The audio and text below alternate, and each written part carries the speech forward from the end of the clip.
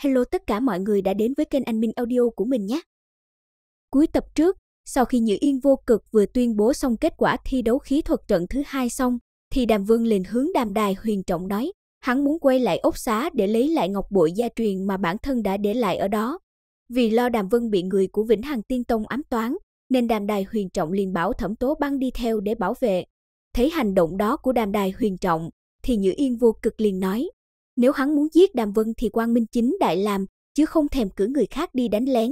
Mà nghe được lời này của Nhữ Yên Vô Cực, kèm thêm vài lời nói tác động của Đàm Vân, nên cuối cùng Đàm Đài Huyền Trọng cũng để cho Đàm Vân một mình rời đi. Thấy vậy, Đàm Vân liền lấy ra phi kiếm của mình, rồi nhanh chóng bay đi. Sau khi bay khỏi Vĩnh Hằng tạo hóa trận được 3 vạn dặm, Đàm Vân liền lấy quy tức hàng xa ra mặc vào. Sau đó ra lệnh cho Kim Long Thần Sư dùng tốc độ nhanh nhất hướng phía đông của Vĩnh Hằng Tiên Tông bay đi. Theo tính toán của Đàm Vân, dựa vào tốc độ hiện tại của Kim Long Thần Sư, thì phải mất 16 ngày mới đi đến cửa vào của Vĩnh Hằng Tiên Tông. Mà thời gian 16 ngày trôi qua cũng rất nhanh. Lúc này tại Vĩnh Hằng tạo hóa trận, chưa thấy Đàm Vân trở về, nên Đàm Đài Huyền Trọng liền sai Thẩm Tố Băng đi xem có chuyện gì xảy ra với hắn không. Nhữ Yên Vô Cực thấy thế thì đạm mặt nói, Đàm Đài Tông chủ không cần lo lắng, Vĩnh Hằng Tiên Tông của ta rộng lớn mênh mông, có khi Đàm Vân bị lạc đường cũng nên.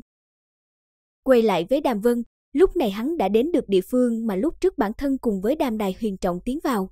Hiện tại chỉ cần mở ra được thời không chi môn, thì Đàm Vân có thể ra được sơn môn bên ngoài Vĩnh Hằng Tiên Tông để đến chỗ của Hồng Môn Thần Kiếm. Để phòng ngừa bị người khác phát hiện, Đàm Vân liền khống chế Kim Long Thần Sư bay thấp tại một ngọn núi, để thuận tiện cho việc quan sát xung quanh. Sau một hồi quan sát, Đàm Vân liền phát hiện ra, tại một ngọn núi gần đó có bố trí một cái Thiên Huyễn Tôn cấm thuật đại trận. Thế là ngay sau đó, trong lòng bàn tay Đàm Vân ngưng tụ ra một đoàn kim sắc quang cầu, rồi hướng phía đại trận này phóng tới. Mà khi đoàn quang cầu này vừa tiến vào trong trận pháp đó, thì trên bầu trời, không gian đột nhiên xoay chuyển, sau đó thì huyễn hóa ra một cái thông đạo đi ra bên ngoài thời không chi môn. Nhưng ngay khi thời không chi môn vừa được mở ra, thì Đàm Vân liền phát hiện, ẩn bên trong đó là một cái trận pháp cảnh báo. Tức là trong quá trình mở ra trận pháp có sai lầm nào xảy ra, thì trận pháp cảnh báo này lập tức hoạt động. Đến lúc đó thời không chi môn không những không thể mở ra, mà lại còn dẫn đến toàn bộ Vĩnh Hằng Tiên Tông tập trung đến. Mà Đàm Vân khi vừa nhìn thấy trận pháp cảnh báo này, thì trên miệng liền hiện lên nụ cười khinh thường. Thế là ngay sau đó, bàn tay hắn huy động, chỉ chốc lát sau một đồ án bằng linh lực đã được Đàm Vân tạo ra. Rồi đồ án này dưới sự điều khiển của Đàm Vân, dần tiến nhập vào trận pháp cảnh báo bên trong thời không chi môn. Ngay sau đó một tiếng ầm vang lên, theo đó thời không chi môn hoàn toàn được mở ra, rồi Đàm Vân nhanh chóng đạp Kim Long Thần Sư tiến vào. Khi Đàm Vân vừa tiến vào bên trong, thì thời không chi môn này dần trở nên hư ảo, rồi tan biến trong không gian. Từ thời không chi môn đi ra, Đàm Vân đã đứng cạnh cự kiếm cao đến 100 trượng, mà lúc này có 2 tên đệ tử Vĩnh Hằng Tiên Tông tiến đến chỗ Đàm Vân hỏi, ngài là? Nghe thế, thanh âm già nua từ trong miệng Đàm Vân truyền ra nói, bản trưởng lão là ai cũng phải nói cho các ngươi biết sao, 2 người các ngươi mau ngẩng đầu lên cho ta xem.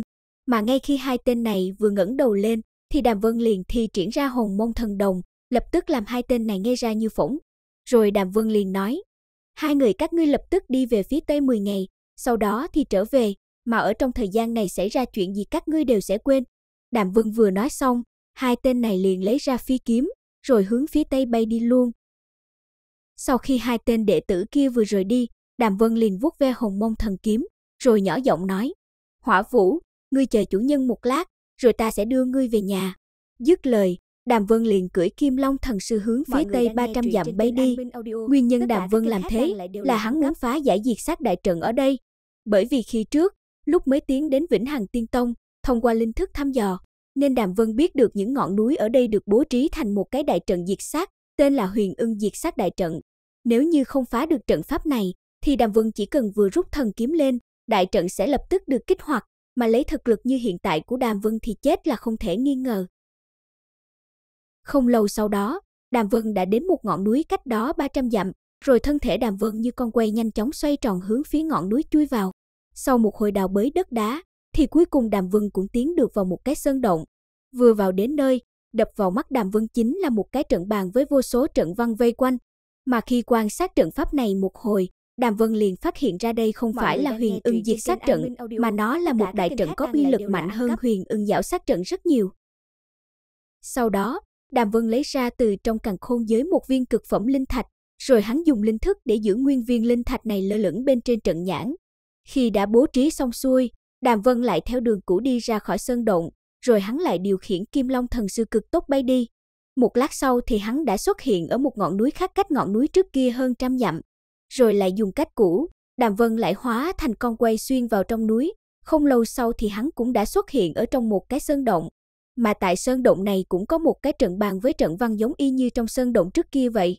Sau đó, Đàm Vân cũng lấy ra một viên cực phẩm linh thạch, rồi dùng linh thức để khống chế nó trôi nổi bên trên trận bàn. Khi đã bố trí xong xuôi, Đàm Vân lại theo đường cũ đi ra khỏi sơn động này, để trở lại trước sơn môn của Vĩnh Hằng Tiên Tông. Lúc này, đứng dưới Hồng Mông Thần Kiếm, Đàm Vân liền điều khiển linh thức để hai viên cực phẩm linh thạch đồng thời khảm vào trong mắt trận. Ngay sau đó Hồng Mông Thần Kiếm lắc lư một trận, kèm theo không gian quanh đó rung rẩy một lát thì liền trở về yên tĩnh. Lúc này, Huyền Ưng Diệt Tiên trận đã chính thức bị Đàm Vân phá giải. Theo đó, một giọng nữ tử yếu ớt vang lên trong não hải của Đàm Vân nói, chủ nhân, là ngài đó sao, ngài mau mang Hỏa Vũ về nhà đi. Giọng nói của Hỏa Vũ vừa dứt, hai tay Đàm Vân đã lập tức kết ấn trước ngực. Rồi từng sợi linh lực mãnh khảnh vô cùng vô tận hướng Hồng Mông Thần Kiếm chui vào, lập tức mang hoang giam cầm thuật được bố trí trên Hồng Mông Thần Kiếm được phá giải. Tiếp theo, Đàm Vân liền đánh một chưởng vào ngực mình, rồi một ngụm máu từ trong miệng hắn phun ra.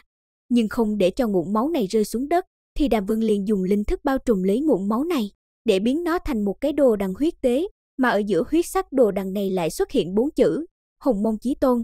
Rồi cánh tay Đàm Vân vung lên, đồ đằng này liền dung nhập vào trong Hồng Mông Thần Kiếm. Thế là lập tức, Đàm Vân có cảm giác huyết mạch tương thông với Hồng Mông Thần Kiếm.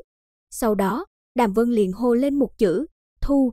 Thế là Hồng Mông Thần Kiếm cao 3 vạn trượng nhanh chóng thu nhỏ lại, cuối cùng hóa thành một chùm hồng quang rồi chui vào sâu trong mi tâm của Đàm Vân.